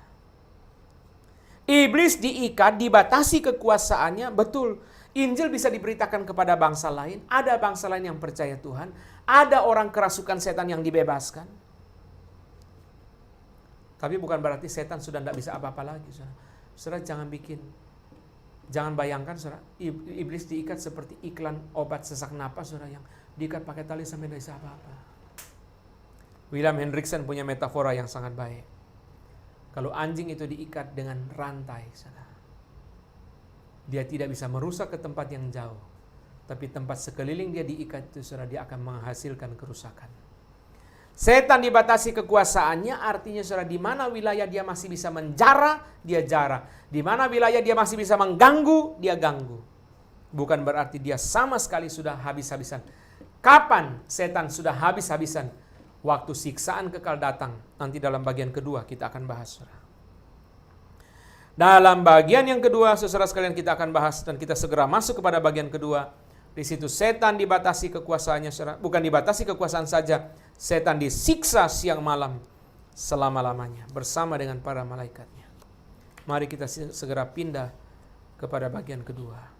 Kita bersyukur, saudara. Setan dibatasi kekuasaannya, maka penginjilan kepada bangsa-bangsa bisa dilakukan. Pengusiran setan bisa dilakukan.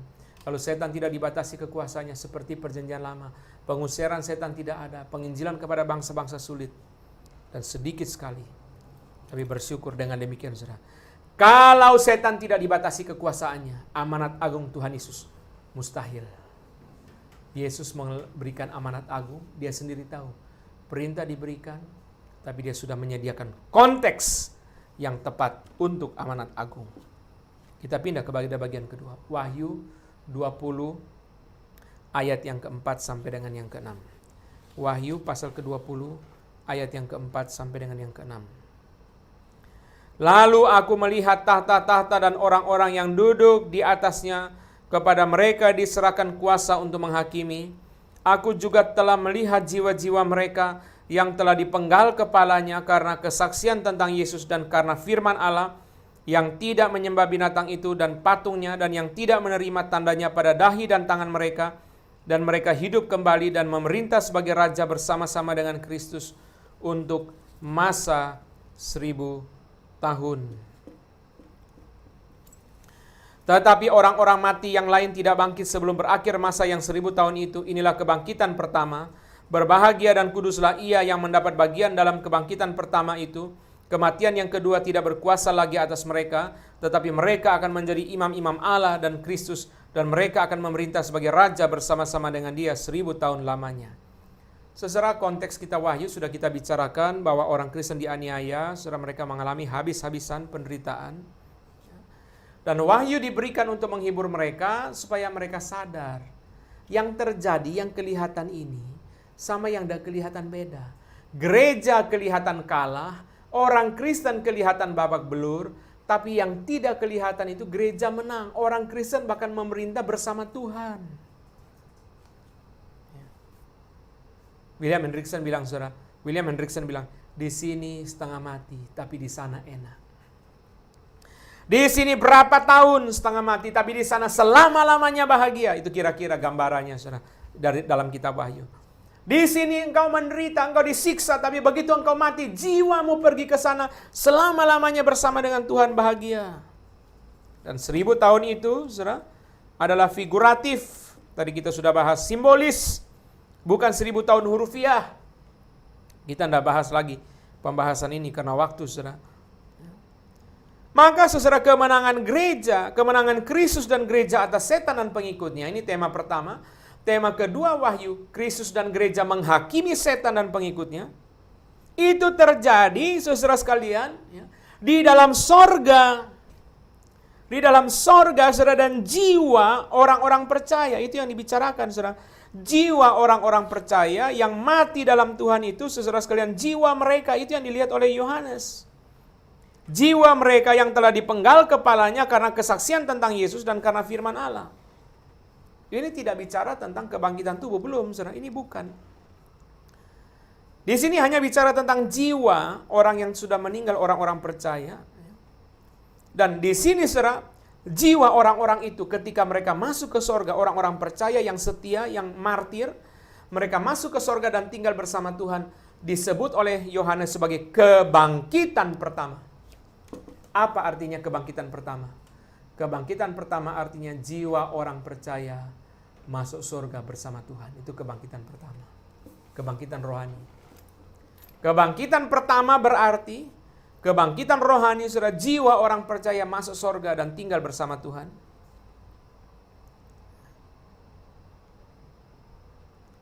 Kok bisa ya sebut kebangkitan, saudara?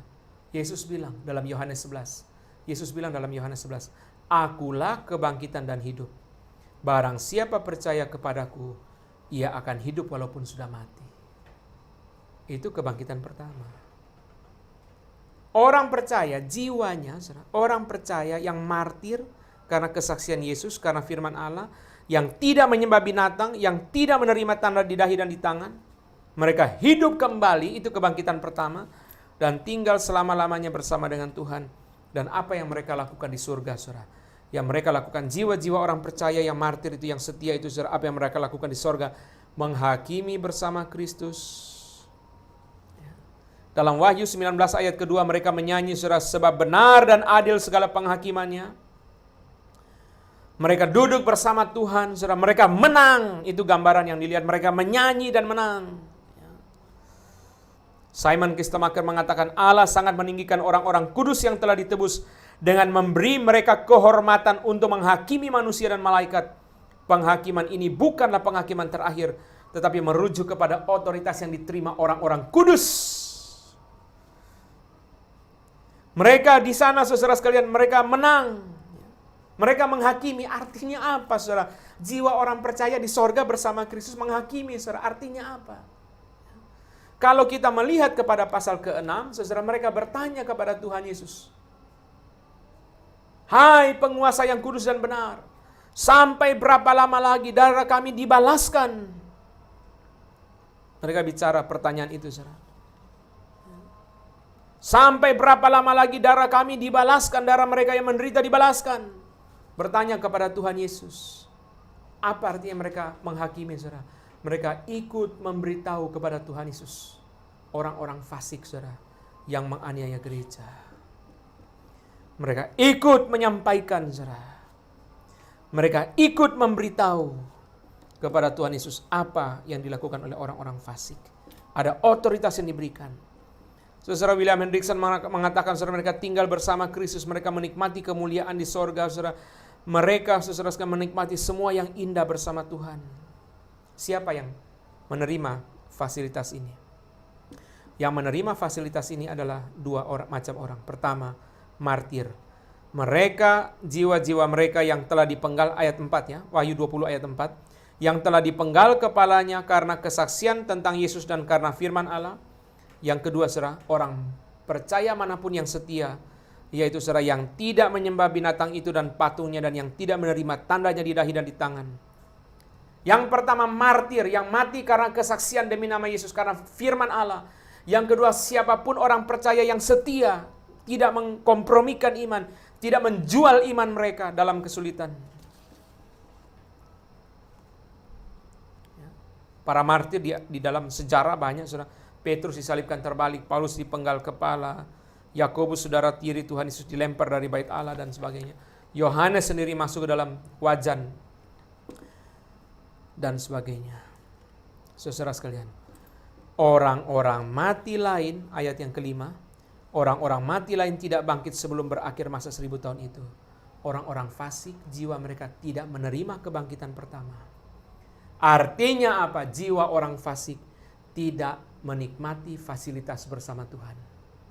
Jiwa orang fasik ada di mana? Di dalam tempat antara neraka. Dalam status antara neraka. Jiwa orang fasik seperti orang kaya dalam cerita Lazarus itu sudah mengalami siksaan. Tidak mengalami fasilitas memerintah bersama dengan Tuhan. Itu ayat yang kelima. Sampai berakhirnya masa 1000 tahun.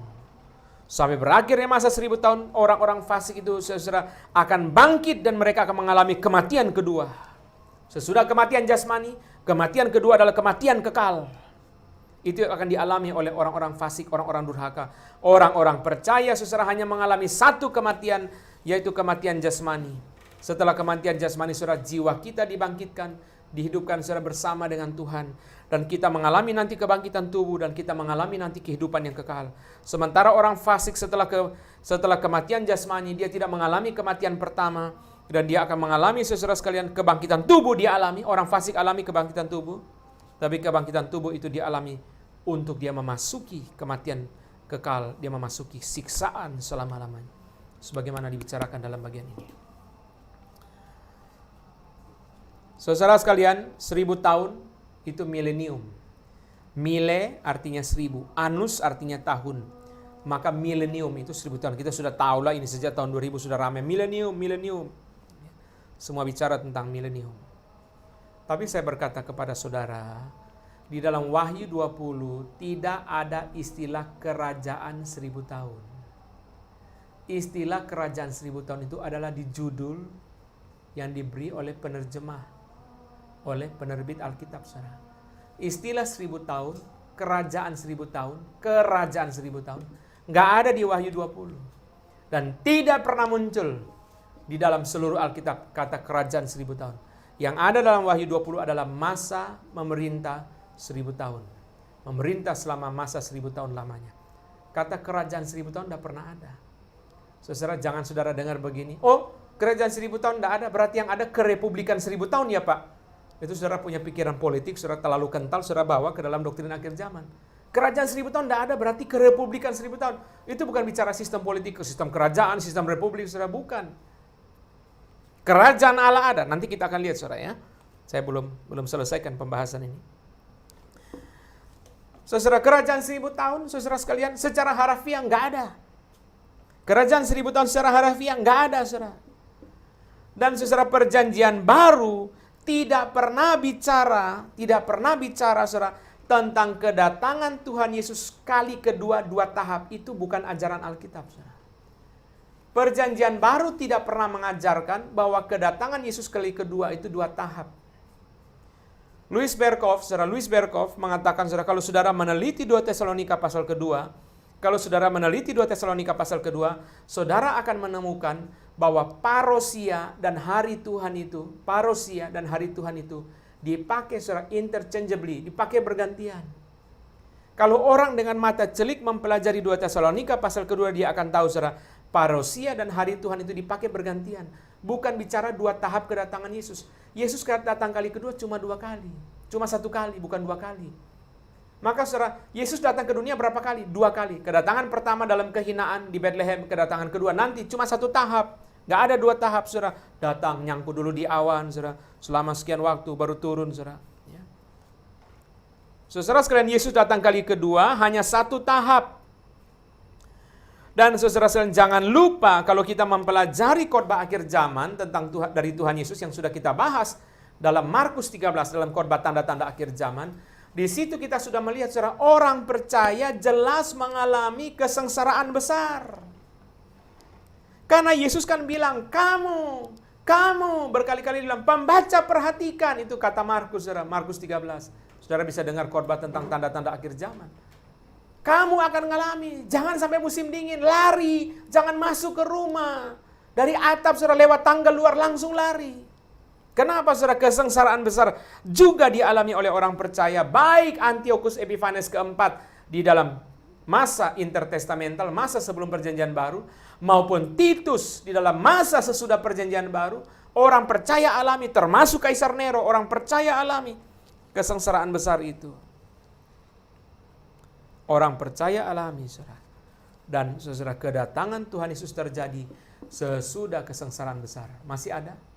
Jangan lupa ketika bicara tanda-tanda akhir zaman, saya sudah katakan saudara, bahwa tanda-tanda akhir zaman itu harus dipahami saudara, secara already and not yet. Antikristus sudah ada. 1 Yohanes 2:18 jelas-jelas bilang sudah ada. Sudah selesai? Belum. Nanti ada satu yang lebih hebat muncul.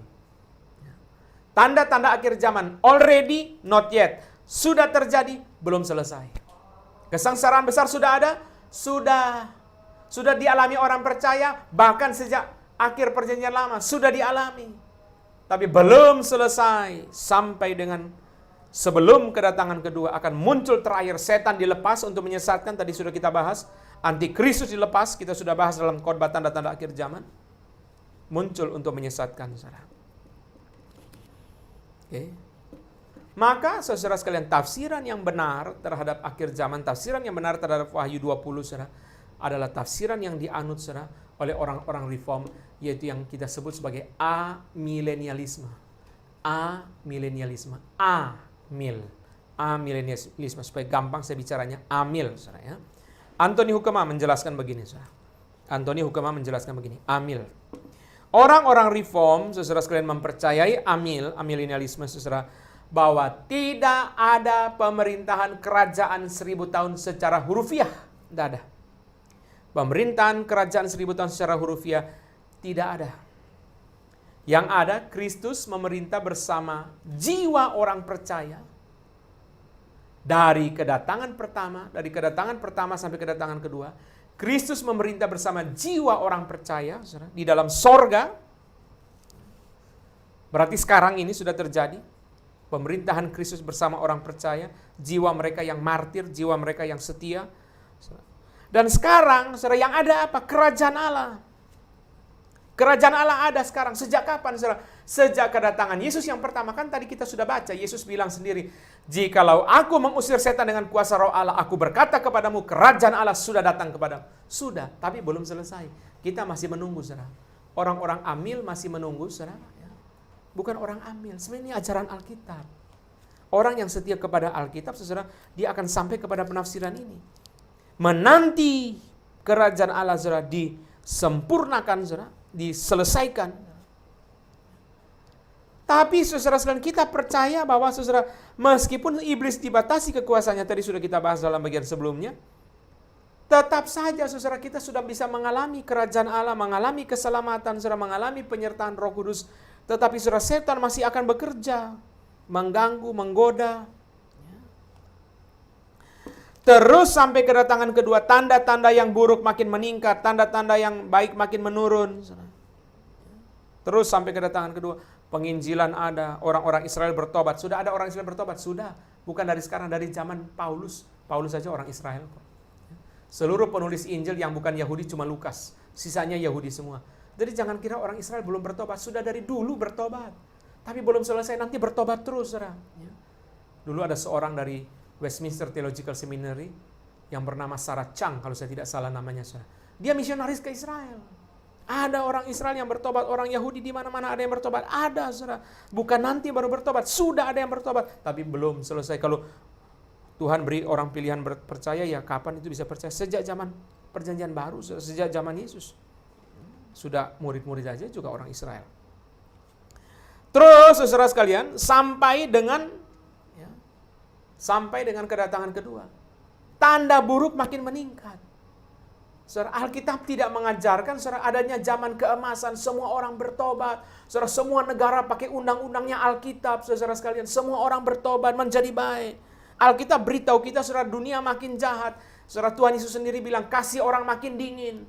Paulus mengatakan pada zaman akhir orang akan mencintai diri dan mencintai uang. Sampai kapan saudara? Sampai kedatangan Tuhan Yesus yang simple. Saudara, seperti kita sudah bahas dalam tanda-tanda akhir zaman itu saudara, yaitu saudara bunyi sangkakala, malaikat berseru, Tuhan Yesus datang di awan-awan, orang mati yang percaya bangkit lebih dulu saudara, dan kemudian orang-orang percaya yang masih hidup bersama-sama diubah tubuhnya, bersama-sama menyongsong Tuhan di angkasa, turun ke bawah, penghakiman terakhir, dan kemudian masuk kepada langit dan bumi yang baru. Simple ya, memang simple saudara. Ajaran Alkitab itu simple, saudara. Yang bikin rumit manusia berdosa, yang bikin ini itu jadi rumit, saudara. Ya. Menjadi rumit. Ini bagian yang kedua, saudara. Jadi, saudara sekalian, jadi sudah jelas apa yang kita bicarakan tadi. Kebangkitan pertama adalah jiwa orang percaya, orang-orang martir, orang-orang yang setia itu mereka dibawa ke dalam kekekalan bersama Tuhan. Mereka memerintah untuk masa 1000 tahun. Ini masa 1000 tahun adalah simbolis. Dan saudara sekalian, mereka yang orang-orang fasik itu tidak mengalami kebangkitan sampai dengan kedatangan Tuhan yang kedua. Nanti di bagian belakang, kalau tidak cukup waktunya besok kita teruskan, saudara. Mari kita pindah ke bagian ketiga. Wahyu 20 ayat 7 sampai dengan 10. Wahyu 20 ayat 7 sampai dengan 10.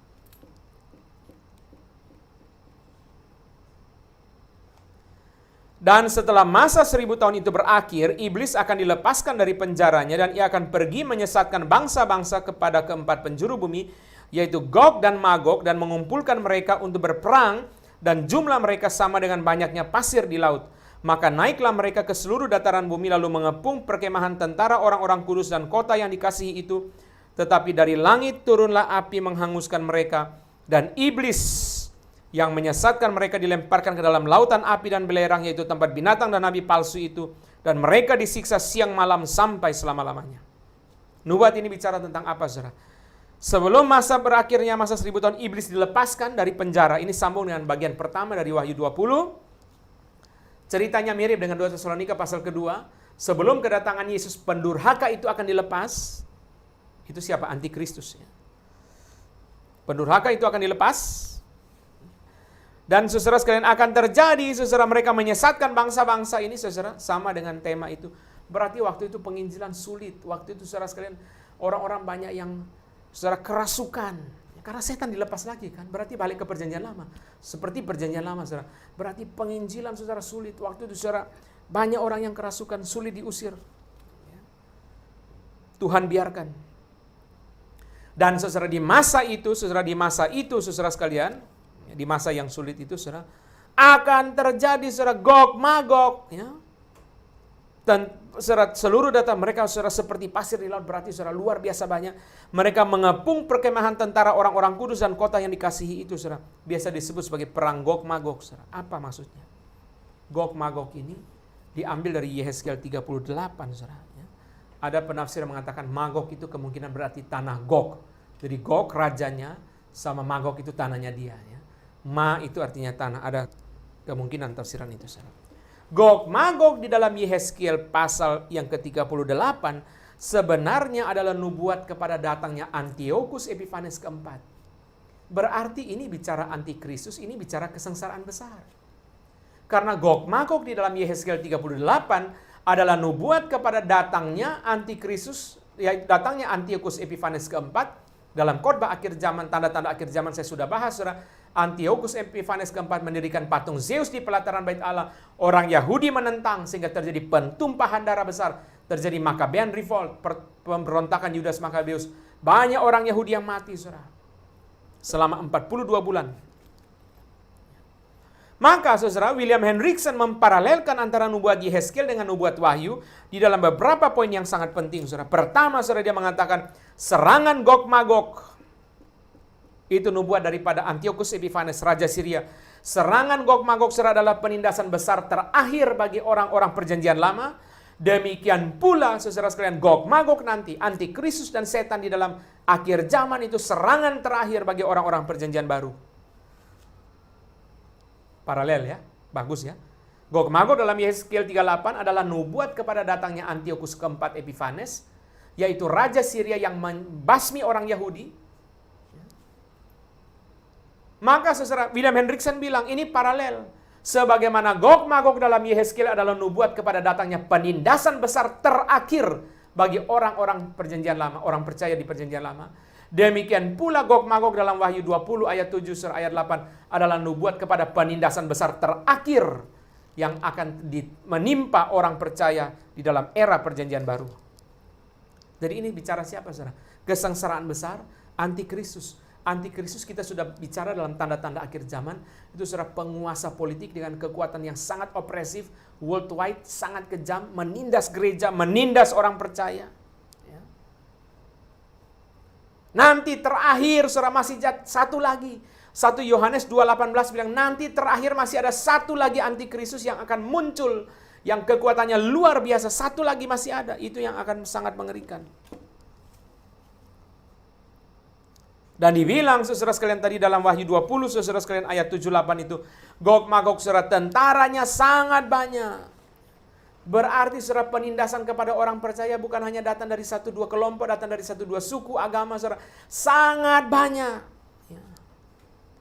Ada orang pernah mengatakan saudara setiap hari ada sekian puluh orang yang mati karena iman. Setiap hari, mungkin lebih saudara. Setiap hari ada ratusan orang yang terancam nyawa karena iman di seluruh dunia. Setiap hari.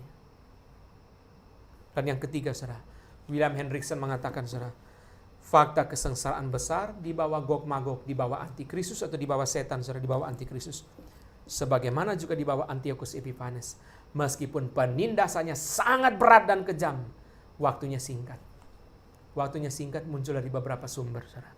Antiochus Epiphanes saudara menindas orang Yahudi 42 bulan. Itu yang dinubuatkan oleh Daniel 3,5 masa. 1260 hari. Sudah kita bahas dalam tanda-tanda akhir zaman. 42 bulan. Saudara.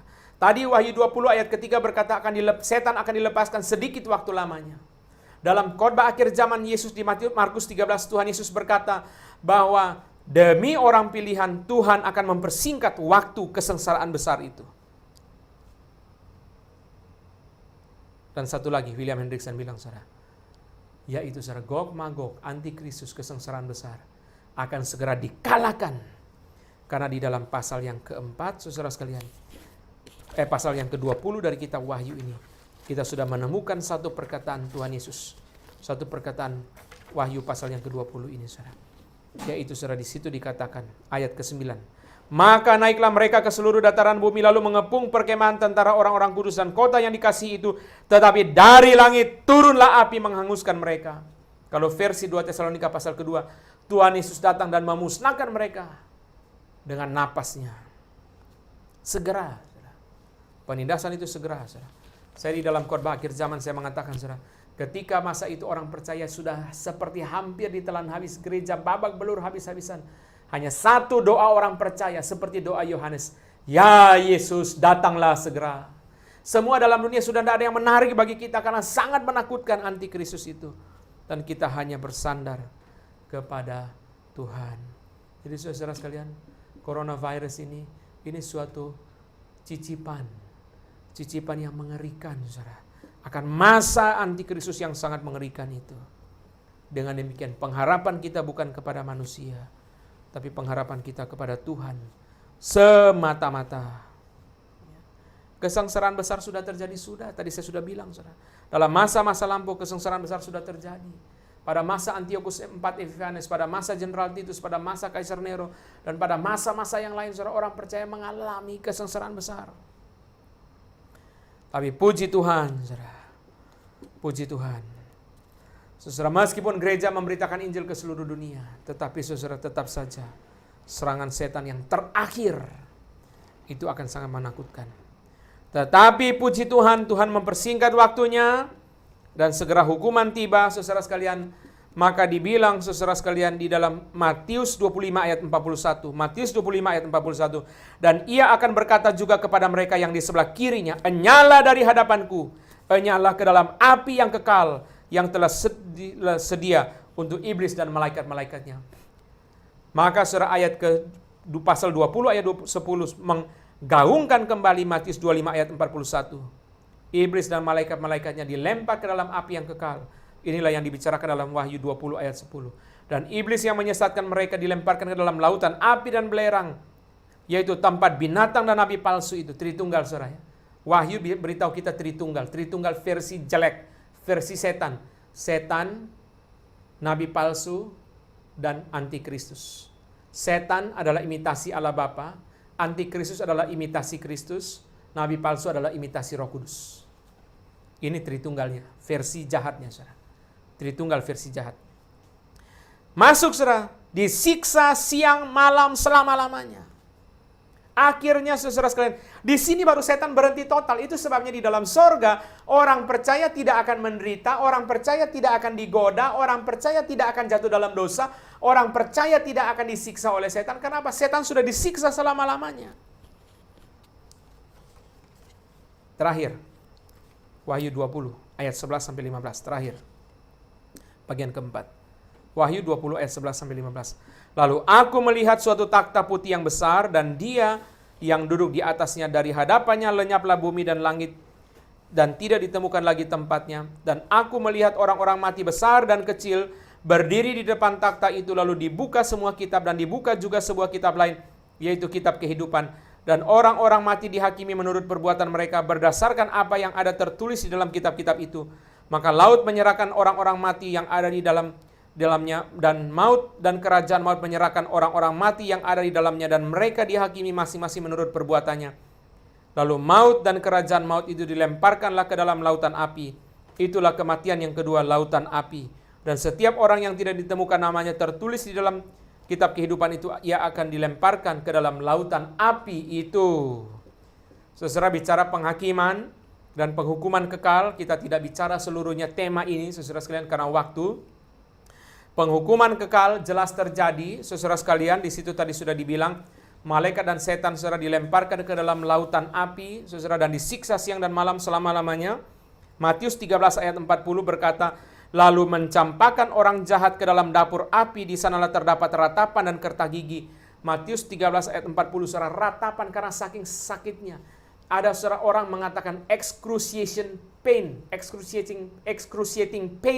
Saudara, kesakitan yang sangat menyiksa, saudara, sampai kerta gigi. Kemarin saya melihat video saudara, orang-orang anak-anak laki-laki di suku Amazon, kalau mereka mau diakui sebagai laki-laki dewasa, harus melewati satu ritual yang namanya bullet ant ritual. Ritual semut peluru. Semut peluru itu saudara diambil dari hutan, lalu saudara dibius dulu dengan obat-obatan dari daun-daun, saudara, supaya semutnya dimasukkan ke dalam sarung tangan. Sudah dimasukkan dalam sarung tangan, saudara sekalian, kemudian saudara, semut itu nanti kalau sudah sadar lagi akan lebih ganas dari sebelum dia dibius. Dan seorang anak laki-laki, saudara, kalau dia mau dianggap laki-laki dewasa, harus masukkan tangannya ke dalam sarung yang ada semut peluru 30 menit. Saudara, selama 30 menit itu, saudara, saking kesakitan, orang-orang di suku Amazon di Brasil biasa ajak laki-laki itu menari, saudara, karena saking kesakitan.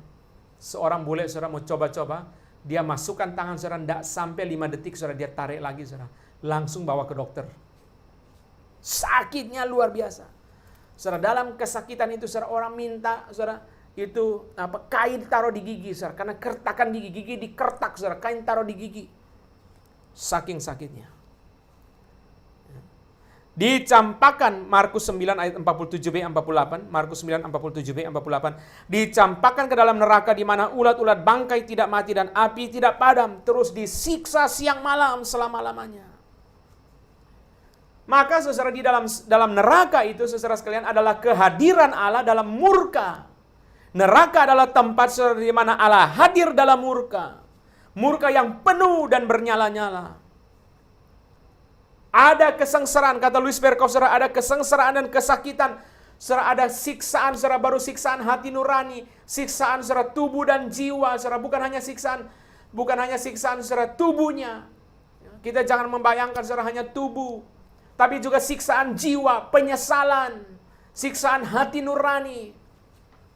Kalau saudara membahas, saudara, kita tidak membahas dalam tema Wahyu, karena ini bukan eksposisi seluruh kitab Wahyu.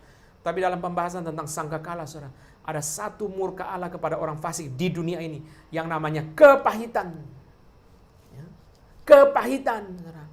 Orang-orang, saudara, diktator-diktator yang jahat itu, saudara, kalau mereka sudah jatuh, saudara, mereka disiksa dengan sangat menyedihkan, dengan sangat menakutkan, saudara, dengan sangat pahit bagi keluarga mereka dan bagi diri mereka sendiri.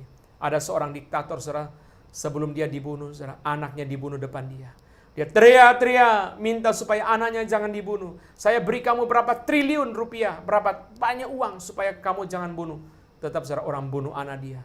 Sebagaimana kau bunuh anak orang lain, sekarang kau lihat dengan mata kepalamu sendiri, anakmu dibunuh. Itu saudara bukan siksaan buat dia secara fisik, itu siksaan buat jiwa dia. Itu kepahitan, saudara, sangat pahit. Sangat pahit, saudara. Itu saudara sekalian, demikian pula saudara, kita melihat saudara ketika siksaan tiba kepada para diktator-diktator itu, saudara. Karena mereka sangat kejam.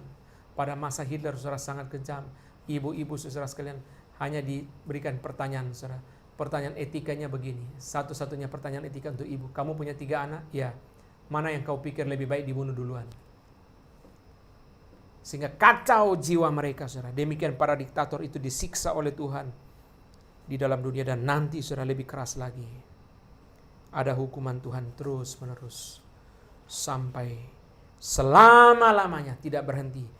Kita tidak percaya, Alkitab tidak pernah mengajarkan doktrin anihilasi. Alkitab tidak pernah mengajarkan bahwa orang fasik, setan itu jiwanya dilenyapkan. Enak dong, sudah berbuat dosa seenak-enaknya, begitu masuk ke kekekalan lenyap. Enak dong, saudara. Tidak, disiksa terus selama-lamanya. Kebangkitan orang mati akan terjadi satu kali. Saudara, kebangkitan orang mati akan terjadi satu kali. Mari kita lihat saudara ayat yang terakhir. Yohanes 28, Yohanes 5 ayat 28 dan 29. Yohanes 5 ayat 28 dan 29, saudara. Kebangkitan orang mati akan terjadi satu kali. Yohanes 5 ayat 28 29. Janganlah kamu heran akan hal itu, sebab saatnya akan tiba bahwa semua orang yang di dalam kuburan akan mendengar suaranya, dan mereka yang telah berbuat baik akan keluar dan bangkit untuk hidup yang kekal. Tetapi mereka yang telah berbuat jahat akan bangkit untuk dihukum. Kebangkitan orang mati akan terjadi satu kali. Saudara, ketika orang percaya bangkit dan bersama orang percaya masih hidup menyongsong Tuhan di angkasa, begitu turun, saudara, orang fasik yang bangkit itu menanti hukuman kekal bagi mereka, disiksa siang dan malam selama-lamanya. Orang menikmati dosa di dalam dunia, saudara sekalian, seperti enak. Orang percaya mengalami penderitaan dalam dunia seperti sulit. Tapi besok yang terjadi nantinya kontras. Orang percaya mengalami siksaan dalam dunia seperti tidak enak, tapi begitu saudara masuk ke dalam sorga. Wahyu 14 ayat 13 yang sudah kita bahas dalam khotbah penderitaan, saudara. Berbahagialah orang yang mati di dalam Tuhan sejak sekarang ini, supaya jiwa mereka beristirahat, segala perbuatan mereka menyertai mereka, beristirahat dari jerih lelah mereka. Oh, mereka menikmati, saudara, selama-lamanya bahagia di dalam Tuhan. Kontras, ya, kontras. Sebaliknya orang fasik seperti menikmati semua kesenangan dalam dunia. Dia bebas berbuat dosa, tidak ada yang apa-apakan dia, saudara. Dia bebas berbuat dosa, nanti sampai di dalam kekekalan, saudara. Kontras. Kontrasnya apa, saudara? Akan memasuki, saudara, siksaan Tuhan selama-lamanya. Sebaliknya kontinuitas. Tadi kontras, ini kontinuitas. Orang percaya sudah menikmati kebahagiaan bersekutu dengan Tuhan di dalam dunia ini, saudara. Nanti sampai di dalam sorga lebih dalam lagi, lebih intim lagi, lebih bahagia lagi. Menikmati persekutuan dengan Tuhan, ini namanya kontinuitas. Nyambung, saudara. Klimaks. Orang percaya sudah mengalami kebahagiaan, cinta kasih Tuhan di dalam dunia, persekutuan dengan Tuhan. Besok di dalam sorga akan kontinuitas dan klimaks, lebih bahagia lagi. Sebaliknya orang fasik yang dihukum oleh Tuhan di dalam dunia. Tidak semua orang fasik dihukum oleh Tuhan. Tapi orang fasik yang dihukum oleh Tuhan di dalam dunia, saudara, besok di dalam kekekalan dia akan mengalami, saudara, kontinuitas dan klimaks. Penderitaan, siksaan dia akan selama-lamanya. Itu sebabnya, saudara sekalian, boleh saya omong, saudara, dalam kalimat yang terakhir. Dengan satu kalimat, saudara. Sejelek-jeleknya hidup kita sebagai orang percaya, kita masuk ke dalam kekekalan. Menikmati hidup yang kekal, bahagia. Kalaupun andai kata umpama jikalau terjadi orang percaya dalam dunia hidupnya menderita terus, tetap masih lebih bersyukur kita dibandingkan orang fasik. Karena kita akan menikmati kebahagiaan kekal bersama Tuhan. Bahkan meskipun kita mengalami banyak penderitaan dalam dunia, tapi kan tidak, saudara. Tuhan beri anugerah umum, Tuhan beri pemeliharaan, Tuhan beri jalan keluar. Kita jatuh tidak sampai tergeletak, Tuhan menggendong kita, belas kasihannya ada. Berarti anugerah yang diberi kepada kita berlimpah-limpah. Saudara sekalian, teolog saudara Louis Berkhof atau Agustinus atau Calvin saudara mengatakan satu hal yang sangat penting.